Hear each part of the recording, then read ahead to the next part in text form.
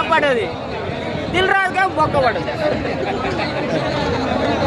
నితిన్ మంచి హీరో అన్న, అల్లు అర్జున్ కింద ఈత కింద పనికిరాదు, ఎప్పుడు చేసింగ్ వచ్చినప్పుడు.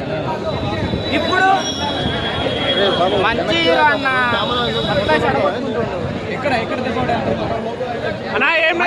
ఎంచుకోవాలా. మంచి హీరో అన్న, నాకు చాలా అభిమానం. జయసింగ్ వచ్చినప్పుడు అయితే అసలు ఎక్కడ చూసినా జయం జయం, సదా నితిన్ మొత్తం చెడగొట్టుకుంటుండు ఆయన. అసలు అల్లు అర్జున్ కంటే ఇంకా పై స్థాయికి పోవాలి. ఎందుకు ఇంకా నాలాగనే. ప్లీజ్ నితిన్, నువ్వు ఒక మంచి హీరోవి, నేను మంచిగా ఎదగాలని కోరుకుంటున్నా.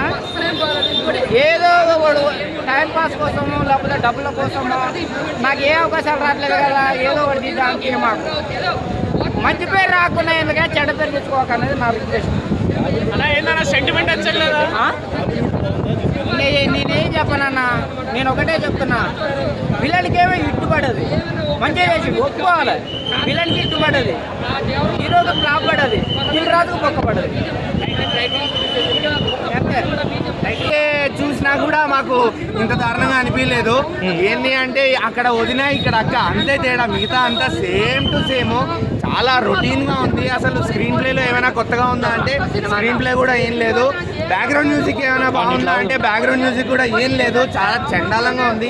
అన్ని సినిమాలు కలిపి కొట్టాడు. లయ గారు సినిమాకి మళ్ళీ వచ్చారు, సినిమా ఇండస్ట్రీకి మళ్ళీ వచ్చారు. మన చైల్డ్హుడ్ మెమరీస్ ఏమైనా గుర్తొస్తాయా అంటే లయ గారు యాక్టింగ్ ఏమైందో తెలీదు, ఆవిడ మొత్తం ఓవర్ యాక్టింగ్ ఉంది సినిమాలో. అసలు సినిమాలో బాగుంది అని ఒక సీన్ చెప్పడానికి కూడా లేదు. దాదాపు అంటే ఒక 100 కోట్ల దాకా ఖర్చు అయినట్టుంది కదా, దీని మీద ఎందుకు పెట్టారని? దీని మీద నాకు ఎందుకు 100 కోట్లు పెట్టారో నాకైతే అర్థం కావట్లేదు. మొత్తం అడవిలోనే తీశారు సినిమా. మహా అయితే వికారాబాద్ అడవుల్లో తీసేది సినిమాని 10 కోట్లలో, అంత దరిద్రంగా ఉంది. విఎఫ్ఎక్స్ కూడా నాకు అంత పెద్ద విఎఫ్ఎక్స్ ఉన్న షార్ట్స్ అయితే కనిపించలేదు.